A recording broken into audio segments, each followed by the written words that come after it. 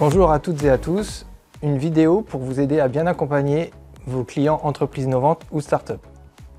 En 2023, le député Paul Midi a été chargé par le gouvernement pour mener une mission de soutien aux entreprises innovantes et aux start-up.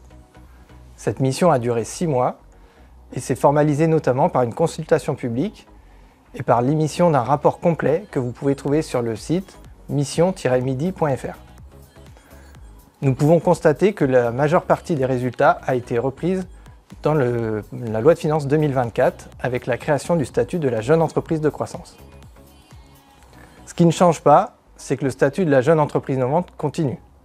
Une jeune entreprise innovante est une entreprise de moins de 8 ans, PME au sens communautaire du terme, détenue à plus de 50% par des personnes physiques, exerçant une nouvelle activité et qui consacre plus de 15% de ses dépenses à la recherche et au développement. Ceci ne change pas.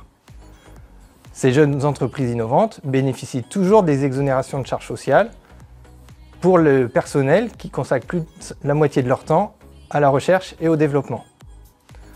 Les éventuelles exonérations d'impôts locaux perdurent également sous réserve d'une délibération favorable des collectivités locales.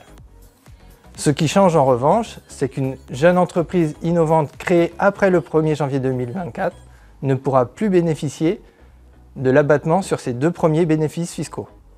La nouvelle loi avait pour vocation d'élargir le bénéfice de la jeune entreprise innovante à un plus grand nombre d'entreprises.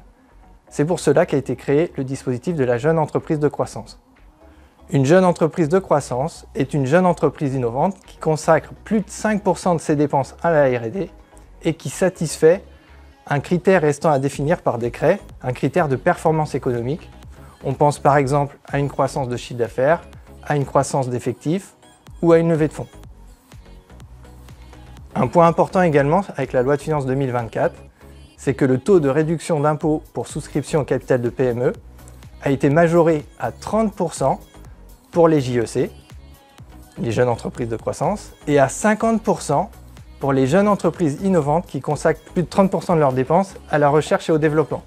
On parlait de jeunes entreprises de rupture dans le cadre de la mission de Paul Midi. J'en profite pour vous rappeler que le groupe de travail Entreprises innovantes au CNO met à jour annuellement son guide sur l'accompagnement des entreprises innovantes et vous pouvez le télécharger dès maintenant, cette édition 2023, sur le site de l'ordre. À bientôt!